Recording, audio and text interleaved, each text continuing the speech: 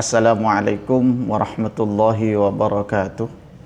Bismillah, alhamdulillah, wassalatu wassalamu ala rasulillah Sayyidina Muhammad ibni Abdillah wa ala alihi wa sahbihi wa man tabi'a hudah. Mahasiswa dan anak-anakku yang dirahmati oleh Allah subhanahu wa ta'ala, alhamdulillah kita berjumpa pada pertemuan kali ini dengan materi tafsir maqasidi, dan tentu saja ada banyak hal yang perlu kita pelajari dari materi ini, termasuk diantara salah satunya adalah maqasid tentang tema-tema tertentu dalam Al-Quran. Karena dalam Al-Quran banyak sekali tentang tema-tema yang berkaitan dengan kehidupan sosial. Salah satunya adalah pernikahan.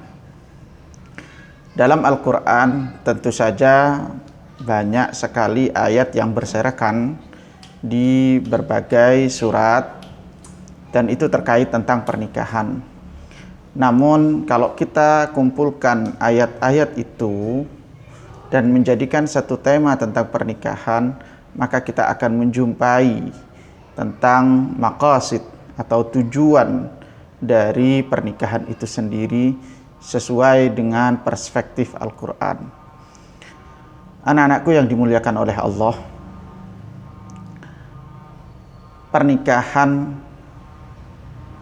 dan perkawinan dalam Al-Quran dijelaskan sebagai mitsaqun ghaliza. Ia merupakan sebuah ikatan perjanjian yang amat berat. Dalam ikatan apapun, transaksi apapun dalam Al-Quran tidak digunakan dengan kata mitsaq kecuali pernikahan, karena dalam pernikahan tersebut ada tujuan yang dicapai, yang harus dicapai dalam pernikahan itu, yaitu mawaddah, sakinah, mawaddah warahmah. Namun sebelum kita melanjutkan pada tujuan dari pernikahan itu, tentu saja kita akan membacakan ayat-ayat tentang pernikahan. Pertama, bahwa pernikahan itu sebagai kenikmatan, sebagai fadl dari Allah Subhanahu wa ta'ala.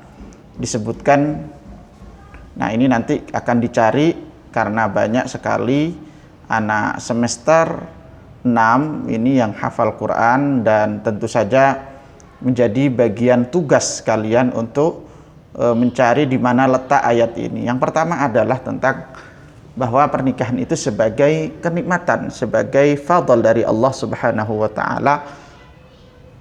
Allah berfirman, wa ankihul ayama minkum was-salihina min ibadikum wa imaikum iyakunu fuqara'a yughnihimullahu min fadlih wallahu wasi'un alim. Kedua, bahwa pernikahan itu sebagai bagian dari tanda-tanda kekuasaan Allah. Allah berfirman, wa min ayatihi an khalaqa lakum min anfusikum azwajan litaskunu ilaiha wa ja'ala bainakum mawaddatan wa rahmah inna fi dzalika laayatin liqaumin yatafakkarun. Allah menjelaskan bahwa perkawinan itu adalah sebagai bagian dari tanda-tanda kekuasaan Allah. Kemudian tentang interaksi laki-laki dan perempuan. Apakah laki-laki dan perempuan itu sebagai mitra, suami istri itu sebagai pemandu atau sebagai pelindung atau sebagai pemimpin? Hal ini banyak sekali tafsiran para ulama, tapi pada intinya Allah menggunakan kata qawwamun. Ar-rijalu qawwamuna 'alan nisa'i bima faddalallahu ba'dahum 'ala ba'd wa bima anfaqu min amwalihim. Nah, ini ayat yang menjelaskan bahwa seorang laki-laki itu qawwamun.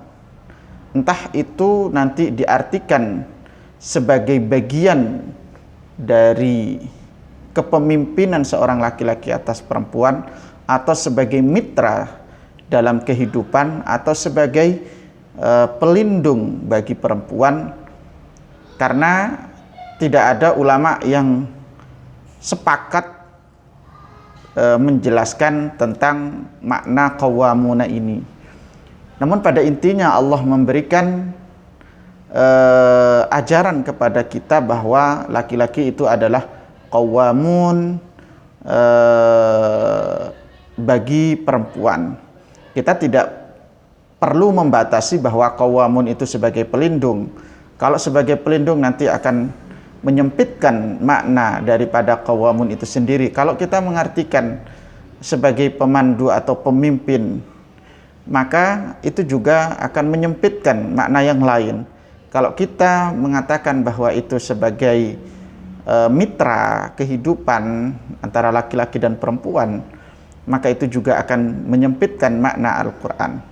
Namun pada intinya bahwa Al-Quran itu menjelaskan bahwa seorang laki-laki itu adalah qawwamun bagi seorang perempuan atas dasar bima faddalallahu ba'dahum ala ba'din wa bima anfaqu min amwalihim.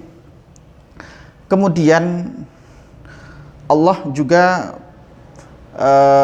menjelaskan bahwa seseorang yang kemudian terjadi percekcokan antara suami istri, dan itu tidak kemudian diputus dengan kata cerai dengan semena-mena dari sebelah pihak, seperti banyak kasus yang terjadi di selama ini, di mana seorang laki-laki menggugat istrinya atau istrinya menggugat suaminya dalam perceraian, dan itu tanpa dasar ada mediasi keduanya. Nah, Al-Quran mengajarkan bahwa ketika ada percekcokan di antara keduanya, maka perlu ada mediasi yang mendatangkan dari salah satu kedua belah pihak keluarga. Wa in khiftum shiqaqa bainihima fab'atsu hakaman min ahlihi wa hakaman min ahliha iyurida islahan yuwaffiqillahu bainahuma innallaha kana aliman khabira. Nah, ayat ini tentu saja bahwa seorang suami ataupun seorang istri tidak diperkenankan dengan semena-mena, dengan egoismenya menceraikan istrinya atau istrinya menggugat suaminya tanpa didasari kesalahan yang nyata. Kemudian ketika itu diajukan, maka perlu ada islah yang mendatangkan satu dari kedua belah pihak keluarga agar terjadi mediasi dan menyelesaikan masalah dengan baik. Tentu saja misalkan seorang perempuan melakukan nusyuz, melakukan pelanggaran-pelanggaran dalam kehidupan berumah tangga, di situ tidak kemudian seorang laki-laki punya hak untuk menceraikan secara langsung atau memarahinya ataupun dengan kata lain, dengan kasar. Tetapi Al-Quran mengajarkan bagaimana memperlakukan itu dengan wallati takhafuna nusyuzahunna fa'idhuhunna, maka sampaikan dengan tutur kata yang baik. Wahjuruhunna fil madaji, kalau disampaikan tidak diterima, maka tinggalkan mereka atau pisah ranjang kalau istilah sekarang. Kemudian kalau semuanya itu tidak bisa menyelesaikan masalah, maka jalan terakhir adalah wadribuhun, maka pukullah. Pemukulan ini pada dasarnya karena memang salah satu menurut Muhammad Thalibi ya dalam kajiannya bahwa itu terjadi memang tradisi Mekah, tradisi Arab itu punya satu kekuatan seorang laki-laki ketika ada kesalahan dari perempuan maka mereka dengan mudah memukul. Tapi di kalangan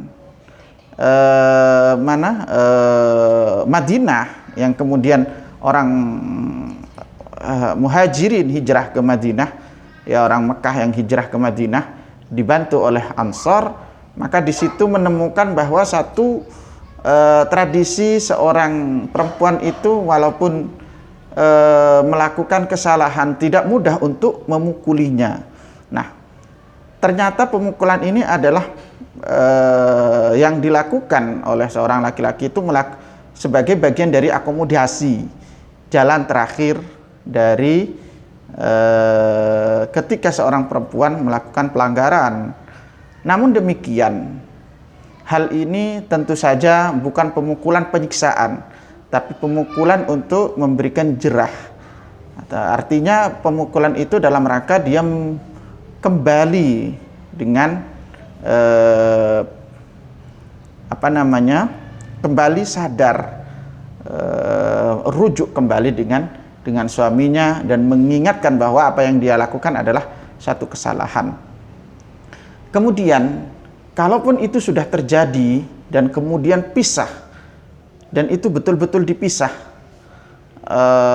oleh suami dan sudah keduanya melakukan kesepakatan untuk berpisah, maka Al-Quran juga mengajarkan agar senantiasa bahwa keduanya tersebut pisah dengan baik, pisah dengan santun, pisah dengan baik karena dia datang dengan baik untuk menikah, dan juga pergi meninggalkan dengan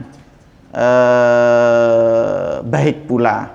Al-Quran menyebutkan wa in talaqtumuhunna min qabli an tamassuhunna wa qad faradtum lahunna faridatan fanisfu ma faradtum illa an ya'funa aw ya'fu alladhi biyadihi 'uqdatun nikah wa an ta'fu aqrabu littaqwa wa la tansawul fadla bainakum innallaha kana bima ta'maluna basir. Nah, oleh karena itu tujuan pernikahan itu sebenarnya adalah memandirikan atau menjadikan dua keluarga menjadi satu bagian yang kemudian berjalan bersama menuju kebahagiaan, sakinah, mawaddah, warahmah. Oleh karena itu, apapun yang menjadi perjalanan yang berliku itu harus ditanggung oleh keduanya. Jikapun terpisah dan tidak ditakdirkan jodoh, harus terpisah dengan baik pula, karena itu adalah tujuan dari pernikahan adalah kebaikan, maka dalam perpisahan pun juga harus dilaksanakan dengan kebaikan pula. Demikian yang ingin saya sampaikan pada pertemuan kali ini. Mohon maaf sebesar-besarnya, semoga bermanfaat. Insyaallah kita ketemu minggu depan. Mohon maaf. Terima kasih. Wassalamualaikum warahmatullahi wabarakatuh.